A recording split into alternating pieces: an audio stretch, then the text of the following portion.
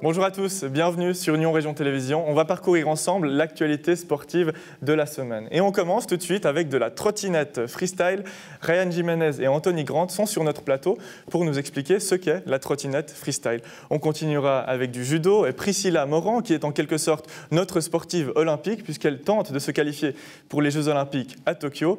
Et ensuite, il y aura le projet Courons pour Nyon, un projet qui a été lancé par deux jeunes Nyonnais et ils viennent nous expliquer pourquoi ils ont décidé de venir en aide au personnel soignant du GOL. Et on va commencer avec du triathlon puisqu'on a interviewé à distance Thibaut de Curnay et il nous racontera son objectif qui est de participer aux Jeux Olympiques en 2024 à Paris. Regardez. La région regorge de triathlètes et aujourd'hui on vous propose de partir à la rencontre de l'un d'eux. Il s'agit de Thibaut de Curnay. Salut Thibaut, merci d'être avec nous. Salut Joël, bonjour On te retrouve depuis Macolin. Explique-nous un peu ce que tu y fais à Macolin. Alors actuellement je suis en cours de répétition pour l'armée en tant que sportif d'élite et je vais effectuer plusieurs semaines ici à Macolin où je peux m'entraîner dans des bonnes conditions avec un bon groupe où j'ai accès à toutes les installations sportives, ce qui n'est pas trop le cas dans le canton de Vaud où par exemple les piscines sont fermées, donc c'est vraiment une chance d'être ici. Oui, je pense que beaucoup de jeunes Suisses t'envient. Explique-nous maintenant, tu es là-bas puisque tu fais du triathlon à très très haut niveau. Tu as 22 ans, quelles sont un peu tes meilleures performances jusqu'à présent ? Alors actuellement, je suis dans l'équipe suisse élite de triathlon cadre C. Mes principaux résultats sont plusieurs qualifications au championnat d'Europe junior et U23, ainsi qu'une qualification au championnat du monde U23 et une participation aux Jeux Olympiques militaires. Et aussi plusieurs podiums en championnat suisse junior et youth. Des résultats donc qui te permettent de rêver. Et récemment, tu as lancé un projet de crowdfunding sur la plateforme I Believe in You, puisque tu t'es lancé un objectif dans 4 ans, les Jeux Olympiques. Exactement. J'ai lancé ce projet de crowdfunding sur la plateforme I Believe in You avec comme gros objectif les Jeux Olympiques à Paris en 2024. Et pour cela, ça nécessite beaucoup de travail, beaucoup d'entraînement et aussi ainsi de soutien financier parce que le triathlon ça coûte cher et puis c'est pour ça que je compte sur tout le monde pour leur soutien. Le triathlon c'est beaucoup de matériel mais il n'y a pas que ça puisque tu devras faire plus de compétitions si tu veux passer du cadre C au cadre B et faire des résultats. Exactement. La qualification pour les Jeux Olympiques ça passe par des bons résultats sur des compètes internationales, sur des Coupes du Monde ou des compètes de cette sorte-là. Et pour arriver à ces compètes, il faut que j'engrange de l'expérience à l'international et que je puisse performer. Et puis ça passe par beaucoup de dépenses, beaucoup de voyages. Donc oui, c'est un prix. Exactement. C'est quel budget justement une saison de triathlète à ton niveau ? Je dirais c'est environ 25 à 30 000 francs. En comptant les licences, le matériel, les frais de massage, de transport, les voyages, les camps d'entraînement, ainsi que diverses autres dépenses encore. Ça fait pas mal d'argent à dépenser, mais pour un magnifique objectif à la fin. Et le projet de crowdfunding que tu as lancé il y a de cela quelques jours seulement, combien il te faut pour ce projet ? Combien espères-tu, on va dire ? Alors j'ai fixé le budget de mon projet à 8 000 francs et j'ai 2 mois pour atteindre cette somme-là et puis j'espère que ça va le faire et puis je me réjouis des prochaines années d'entraînement et de compétition. La suite de la saison, comment est-ce que tu la vois ? Bon, on approche de l'hiver, donc il y aura forcément une petite pause, mais la suite, elle s'avoue être très importante pour toi, puisque c'est dans ces années qu'on devient vraiment un athlète confirmé. Exactement. Là, c'est l'hiver, je vais plutôt beaucoup m'entraîner sans faire vraiment de compétition. Et l'année prochaine, quand la saison va arriver, c'est là que je vais essayer de performer au fil des années et puis que je me rapproche de plus en plus de cette élite mondiale pour pouvoir espérer aller au JO en 2024. Et ça se construit justement sur plusieurs années. Et ça commence déjà dès l'année prochaine, en 2021, ainsi qu'en 2022, 2023 et 2024. Tu travailles sur quelque chose de spécifique? On sait que le triathlon, c'est la course à pied, le vélo, la natation. Tu as un point faible? Je dirais pour ma part, le point faible, c'est un peu la natation qui m'a posé plusieurs problèmes sur certains triathlons. Donc cette année, je me suis pris en main et je me suis dit qu'il faut que je change quelque chose et je vais essayer de nouvelles choses en natation et j'espère que ça va payer et qu'ensuite le vélo et la course à pied, ça va aussi bien aller pour la suite. Merci beaucoup Thibaut, bonne chance pour ce cours de répète et on te souhaite que la suite soit fructueuse. Merci. Merci beaucoup à vous tous. Au revoir, bonne journée. On fait un saut dans le monde de la trottinette freestyle, une discipline aérienne, artistique et risquée. Anthony Grant et Ryan Jimenez, merci messieurs, merci d'être avec nous. Avec plaisir. Merci à toi. Anthony, tu viens de Bogy-Bosset. Exactement. Et Ryan, tu viens de Roll. Exact. Alors, vous êtes de la région et vous mettez en avant la trottinette freestyle. Ryan, explique-nous un petit peu cette discipline que j'ai décrite comme aérienne et risquée, c'est juste? Alors oui, c'est très juste. Pour moi, c'est un art. On va commencer par là parce qu'on fait des figures, on est en l'air, c'est risqué forcément, il y a moyen de se faire mal, mais ça reste un art et puis c'est ce que j'aimerais mettre en avant aussi avec la trottinette. C'est une discipline qu'on pratique dans les skateparks, mais pas seulement. Et ouais, on peut aussi pratiquer en street, en faisant certains rails, certains curbs, sauter des escaliers aussi, qui se font souvent. Donc ouais. Qu'est-ce que tu préfères faire, Ryan, toi? On sait que tu étais très très bon au niveau mondial, au niveau des compétitions. Là, tu as mis ça un peu de côté. Ouais, alors là, maintenant, je suis dans des études d'ingénierie des médias, donc j'ai plus forcément autant de temps qu'avant aussi. Et ce que je préfère faire dans la trotte, c'est tout. C'est juste rider et puis être capable d'aller partout et vraiment rider partout, quoi. Mm-hmm. Toi, Anthony, est-ce qu'on peut dire que tu es le Ryan d'il y a 4 ans, c'est-à-dire tu as 4 ans de moins que lui, et maintenant tu essayes de faire ce qu'il a fait, non? Ouais, exact. Ryan, c'est le seul Suisse à être allé au championnat du monde, et j'aimerais bien être le deuxième. Moi. Ça a bien commencé, hein, puisque tu as fait une première compétition internationale très récemment, malgré le Covid, hein, sans spectateurs, sans rien. Oui. Explique-nous cette première expérience, où c'était, comment ça s'est passé? C'était à peu près 2 semaines à Barcelone. Donc c'était un contest sur invitation avec les meilleurs riders mondiaux. Et c'était vachement cool, c'est une bonne expérience, mais c'était un peu stressant d'être avec tous les gros noms en trotte, donc bon. Le stress, on le ressent avant les compétitions, mais on le ressent aussi quand on va tenter des nouvelles figures, parce que c'est un sport un petit peu dangereux. Comment est-ce qu'on gère ça? Alors, c'est tout dans la tête. Ce que je dis toujours, c'est toujours dans la tête, et il faut se conditionner mentalement avant de faire quoi que ce soit, être sûr de soi et pas se lancer pour se lancer. Et après, ça vient gentiment, quoi. Il y a différents styles de ride, si on peut dire, en trottinette. On va commencer par le tien, Anthony. Toi, tu aimes bien tout ce qui est à de la vitesse, non, si j'ai bien compris? Ouais, exact. Et moi, je suis plutôt un rider, on dit technique. Pas forcément avec des grosses rotations ou des gros gaps, mais j'aime bien être précis, faire un truc bien propre, bien enchaîné tout le temps. C'est ce qui compte en compétition? Ouais. Et de ton côté, Ryan, tu es sur un autre créneau? Moi, je dirais qu'il y a un style de rider qu'on appelle des chargers. Donc, c'est des riders qui vont faire un truc, mais qui vont le faire, on va dire, extrême. Et c'est ce que je cherche à faire, pardon. Et j'aimerais vraiment réussir à amener ça aussi dans la trotte, parce qu'on en voit quand même un peu moins. Et surtout en Suisse, en fait. Et voilà. Te lancer des nouveaux défis aussi, quels sont tes nouveaux défis que tu t'es lancé? Alors là, récemment, je me suis lancé sur un rail de 20 marches. Donc c'est quelque chose d'assez grand, on va dire. Jamais personne ne l'avait fait avant moi, celui-là. C'était à Leipzig. Et c'est un défi que je me suis fixé il y a 10 ans quand j'ai commencé à rider. Et cette année, justement, en parlant de défis que je veux me lancer, j'aimerais réaliser tous les rêves que je me suis lancé il y a 10 ans. Ouais. Donc, voilà. Anthony, on vous a contacté, vous deux, puisque vous représentez la crème de la crème de ce qui se fait dans la région actuellement. Mais il y en a d'autres, il n'y a pas que vous deux dans le monde du ride de la région. Ouais, on n'est pas laissé, il y a pas mal de riders sur Lausanne, sur La Fièvre, au skatepark. On peut citer des noms? Ouais, vas-y. Les Valérian de Moret, Thiago Moret. Amaury sur Genève, Amaury Bowens, qui commence à acheter du lourd. Après, il y a qui te connaît, toi, de Genève? De Genève, forcément, il y a Shanagan qui fait pas mal de street. Il y a Marc, c'est un vieux rider, mais toujours très très bon. Donc du très très beau monde. Ouais. Et puis, ça se voit aussi sur les réseaux sociaux. C'est une discipline très suivie. Plus de 20 000 followers pour toi, Ryan, plus de 10 000 pour toi, Anthony. Comment est-ce qu'on explique que ça marche aussi bien sur les réseaux, la trotte? Je dirais c'est parce que c'est un sport assez jeune. Il y a beaucoup de jeunes qui pratiquent la trotte parce que c'est le plus facile entre guillemets. Et les petits ils aiment bien regarder dans le skatepark des gens qui font des backflips et trucs comme ça. Et après on poste ça sur Insta et ils peuvent revoir sur Insta ce qu'ils ont vu en vrai, ce qui leur a plu.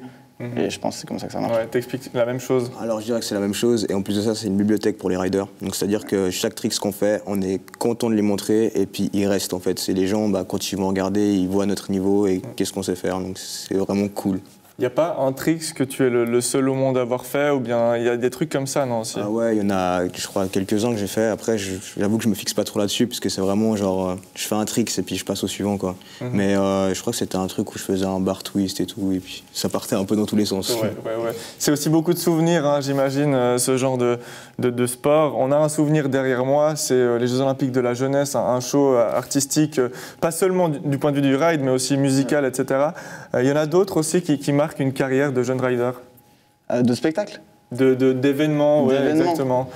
Je dirais les championnats du monde entre autres déjà, normal. Il y a le FIS qui compte aussi beaucoup. C'est à Montpellier, c'est un festival de sport extrême.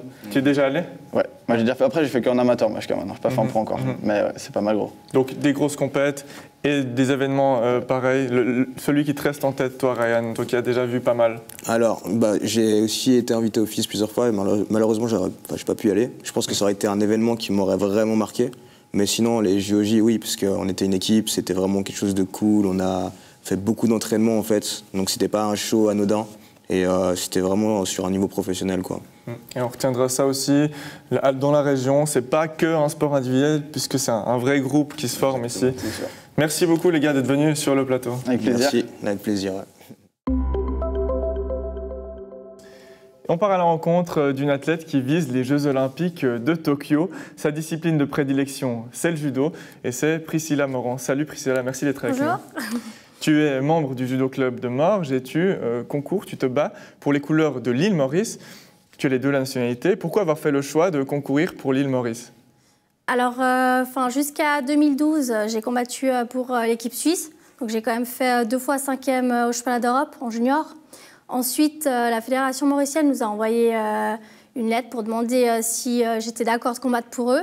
Puis avec mes entraîneurs, on a regardé. Puis effectivement, on a vu que, vu qu'on n'a pas une très bonne entente avec l'équipe suisse, mon club, on s'est dit pourquoi pas. Surtout que mes entraîneurs, ils peuvent me suivre partout. On peut décider des compétitions à faire. Et puis aussi, effectivement, le niveau africain est quand même moins élevé que celui de l'Europe. Donc il y a quand même une possibilité, plus de chances de se qualifier pour les Jeux avec l'Afrique que l'Europe. Et donc, ça t'a permis de participer récemment à 2 compétitions encore, hein. Une au Cameroun, une au Sénégal. Alors comment ça s'est passé? On voit les 2 médailles de 2e place. Oui. Tu en es satisfaite? Oui, je suis contente parce que j'ai pu retrouver les sensations, les repères sur le tatami, surtout que ça faisait une année que je n'avais pas fait de compétition. Après, on est toujours déçus de finir 2e, mais c'est mieux que rien. Surtout que je ne suis pas passée loin des premières places. Mais c'est une bonne chose, c'est une bonne augure, surtout pour mes championnats d'Afrique qui arrivent dans 1 mois. Et puis ça fait des points pour les Jeux, surtout. Oui, on en parlera plus tard de ton objectif des Jeux Olympiques. Continuons un petit peu avec ces 2 performances de 2e place. Et les 2 fois, c'était face à la même adversaire, la Sud-Africaine White Bouy Michaela, de son prénom. Qu'est-ce qui s'est passé en finale les 2 fois contre elle? Alors, au Cameroun, d'abord, je l'ai battue en poule. Donc, on était une poule et j'ai gagné ma poule. Donc, le règlement basique dit que je suis première. Donc, j'étais contente et tout. Et puis, en fait, la Fédération internationale de judo a fait un autre règlement pour les compétitions qui comptent pour les Jeux. Donc, ça, on ne le savait pas, malheureusement. Et je l'ai appris, en fait, 10 minutes avant qu'il y ait eu le bloc final. Donc, il faut se remettre dedans, alors que je ne suis plus dans la compétition parce que je suis première, quoi. Ouais. Et on a fait du coup, j'ai dû refaire la finale. C'était un combat très, très serré. Franchement, ça s'est joué à rien. Et puis, malheureusement, je perds au golden score sur un wasari. Donc, voilà. Donc, je finis 2e. Ouais. Et la 2e finale, elle s'est jouée un peu plus rapidement. Voilà. Puis après, à Dakar, là, c'est complètement ma faute. J'ai fait une bêtise. Au niveau kumikata, debout, là, j'étais vraiment bien. Puis après, je la pousse, je la suis. Puis elle me fait une prise et je me retrouve par terre. Alors, ce sont des médailles d'argent, de Coupe du Monde, hein, donc c'est pas rien. La compétition, est-ce qu'on peut dire qu'elle avait un niveau en dessous de ce qu'il y a l'habitude d'avoir en Coupe du Monde de judo? Alors oui, quand même, beaucoup moins élevé. Oui, faut le dire. Et ça, c'est dû au Covid, voilà, aux absences. Qui est-ce qui n'a pas pu être là, notamment quelle nationalité il manquait peut-être? Alors, par exemple, l'année passée, je les ai faites aussi, puis il y avait quand même pas mal de pays européens. Là, il n'y en avait pas du tout. Après, il manquait quand même les forts africains, l'Algérie, le Maroc, Tunisie. Enfin, il manquait quand même pas mal de monde, mais aussi les frontières sont fermées, du coup, c'est quand même compliqué de voyager. Oui, effectivement, et c'est une chance de pouvoir Oui. faire des compétitions actuellement. Parlons des Jeux Olympiques maintenant. Qu'est-ce qu'il faudra faire pour se qualifier? Pour l'instant, tu m'as dit que tu étais qualifié, mais ça va se jouer en décembre surtout. Voilà, alors on a les championnats d'Afrique le 17 décembre, ils sont à Madagascar. Et là, en fait, c'est cette compétition qui va rapporter le plus de points. Du coup, je vise le titre de championne d'Afrique. Et normalement, si je le fais, il y a 90% de chances que je sois qualifiée. Et ce jour-là, tu vas certainement devoir affronter en finale à nouveau ta meilleure amie sur le tatami. En tout cas, vous vous rencontrez souvent, oui. La Sud-Africaine. Maintenant, tu sais ce que tu dois faire de mieux. Tu l'as déjà battue, du coup, on l'a entendu. Tu es prête pour une éventualité pareille? Oui. Alors après, faut pas trop que je me focalise sur elle, parce qu'il y a quand même d'autres filles à battre, puisque j'aurais pas que elle. Mais là, je sais ce qu'il y a à travailler et plus faire comme erreur. Donc, je vais travailler. Enfin, j'ai 1 mois pour vraiment bosser là-dessus, puis être prête pour le fameux rendez-vous. Ouais, être prête. Est-ce que tu l'étais en cas de Jeux Olympiques qui auraient dû avoir lieu en 2020, ou bien est-ce que ça t'arrange en fait que les Jeux Olympiques soient repoussés d'une année? Je pense que j'aurais été prête. Après, effectivement, t'étais blessée, voilà, au début d'année, j'ai eu des petits soucis d'épaule. C'était assez compliqué. En plus, je devais avoir les championnats d'Afrique en avril, donc ça allait être assez short. Mais ouais, faut dire, ça me change pas grand-chose au final que ce soit reporté dans une année. Je le prends encore assez bien, on va dire. Surtout qu'on va finir là-dessus. Au Judo Club de Morges, tu as la chance de pouvoir t'entraîner toujours et encore avec Aline Rosset, qui est une autre sportive d'élite. Et ça, c'est pas le cas pour tous les judokas de bon niveau. Oui, ça c'est vrai. En Suisse, après, je pense qu'il y en a aussi qui ont des dérogations. Mais par exemple, là, quand je suis allée en Afrique, j'ai pas mal d'amis aussi africains et qui habitent aussi en France ou d'autres pays. Et les Français, malheureusement, eux, n'ont pas le droit de s'entraîner. Donc je me dis, j'ai quand même pas mal de chances de pouvoir m'entraîner à Morges. Merci beaucoup Priscilla Morand. Tu as donc les yeux rivés sur le 17 décembre. Il y aura les championnats d'Afrique à Madagascar. Et ça va jouer la place que tu auras au jeu. Merci beaucoup. Merci à toi. Courons pour Nyon, c'est le nom du projet qu'ont lancé 2 sportifs de la région nyonnaise pour soutenir le personnel soignant de l'hôpital de Nyon. Guillaume Gollet et Benoît Briand. Salut messieurs, merci d'être avec moi. Salut, merci. Alors, vous avez lancé ce projet Courons pour Nyon. Guillaume, le concept du projet, qu'est-ce que c'est?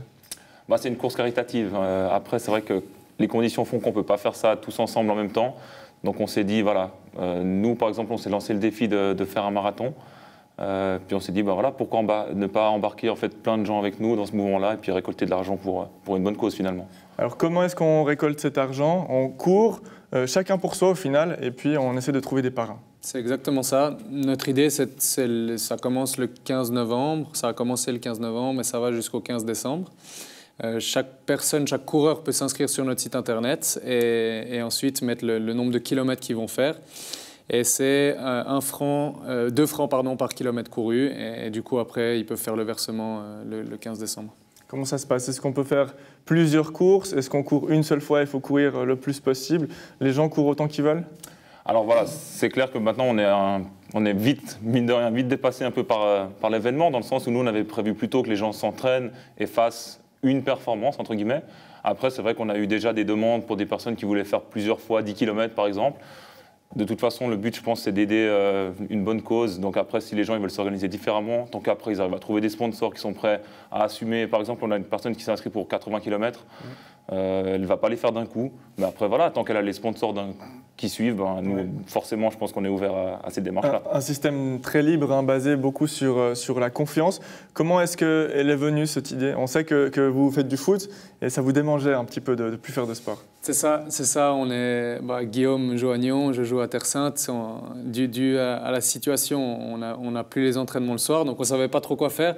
Et l'idée à la base, on s'était dit avec Guillaume qu'on allait partir pour un marathon, faire une grande distance. Puis on s'était dit, au final, si on fait une grande distance comme ça, pourquoi pas le faire pour une bonne cause? Et c'est de fil en aiguille que l'idée est venue. Et la bonne cause, c'est pour l'hôpital de Nyon. Mais vous n'allez pas tout simplement verser cet argent, il y a une idée bien plus précise qui se cache derrière. Non, c'est clair, parce que c'est vrai que des causes à aider ou des commerces qui sont en difficulté, on en entend beaucoup dans les médias, etc. Donc c'est clair que c'est compliqué aussi à trouver une seule cause finalement. Donc on s'est dit, voilà, nous, on veut déjà remercier les gens qui se sont donné beaucoup de peine, qui ont eu des horaires particulièrement chargé, des conditions de travail plus difficiles que d'habitude, etc. Donc on a pensé en priorité à l'hôpital de Nyon. Après, c'est clair que maintenant, encore une fois, on verra l'ampleur que finalement le projet peut prendre, mais on est tout à fait ouvert après à avoir ce genre d'action finalement pour d'autres organisations. On a déjà pensé par exemple aux EMS aussi qui sont très sollicités. Je sais qu'il y avait eu les distributions alimentaires aussi durant le premier confinement. Donc il y a pas mal d'idées en fait qu'on a si on arrive à récolter en fait finalement beaucoup d'argent. Ouais, et le but du projet, c'est justement d'offrir des déjeuners à ce personnel soignant en faisant aussi fonctionner le commerce local finalement. C'est ça, c'est l'idée. Après, de nouveau, comme Guillaume l'a dit, ça dépendra pas mal des sous qu'on va récolter, mais c'est l'idée, c'est d'apporter à tout le personnel sur site à l'hôpital de Nyon, en leur offrant un petit moment de bonheur avec un croissant. Et on a même reçu récemment quelqu'un qui voulait nous offrir des pommes avec, donc c'est top. Ouais, le mouvement prend de l'ampleur. Quelle ampleur est-ce qu'il a actuellement? Il y a déjà des chiffres qu'on peut articuler, des promesses de dons après 2-3 jours assez impressionnantes. C'est vrai que c'est super. Franchement, on est hyper emballé. Après moins de 2 jours, on a, je crois, plus ou moins 3 000 francs de promesses de dons. On a déjà plus ou moins 200-300 francs de dons physiquement. Donc c'est vrai que ça pourrait aller relativement haut, relativement vite. Donc voilà, à nous de nous adapter et puis de réussir à bien communiquer maintenant sur ce qu'on va faire et puis comment pouvoir remercier tout le monde en fait. Ça, c'est aussi ça qu'on réfléchit maintenant. 3 000 francs, ça sert pour 1 mois de déjeuner pour tout le personnel de l'hôpital. L'objectif, c'est quoi ? C'est une bonne question. Je pense qu'il n'y a pas vraiment un objectif pécunier. Je pense que c'est de rapporter le plus de sous pour remercier tous ces gens qui travaillent vraiment beaucoup durant cette période. L'objectif, c'est de récolter le plus d'argent, je pense, et en touchant le plus de monde possible. Vous vous êtes arrêté à 3 mois maximum de déjeuner et vous avez dit, voilà, si jamais on arrive à obtenir plus de 9 000 francs, on ferait quelque chose d'autre. Tu sais déjà, Guillaume, vous avez déjà une autre idée derrière la tête? Après, l'histoire des 3 mois, des 1 mois, voilà, encore une fois, c'est pas forcément 1 mois de petit déjeuner, mais c'est vraiment qu'on puisse, comme il y a toujours des tournus en fait à l'hôpital, donc ils sont plus ou moins 300 en présence, mais ils sont plus de 1000 employés. Donc on se disait que si on offre par exemple 300 petits déjeuners, on n'arrive pas à toucher tout le monde, donc c'est dommage. Donc voilà, c'est pour ça qu'on s'était dit plus ou moins 3 000 francs, on arrive normalement à faire une bonne dizaine de petits déjeuners, et puis du coup ça peut être sympa. Mais après, sinon, clairement, voilà, on a déjà aussi des contacts pour faire peut-être... on a entendu des projets à Genève qui ont financé des repas, financé des nuits d'hôtel pour le personnel ou des choses comme ça. Donc voilà, on est ouvert aussi aux propositions, clairement. Et le projet est soutenu et il y aura encore certainement d'autres propositions qui vont venir, puisque ça ne fait que commencer. On rappelle, c'est juste du 15 novembre au 15 décembre. Finalement, vous participez aussi, vous allez aussi courir, c'est pas juste organisé. C'est ça. Du coup, on a quand même maintenu l'idée de faire un marathon.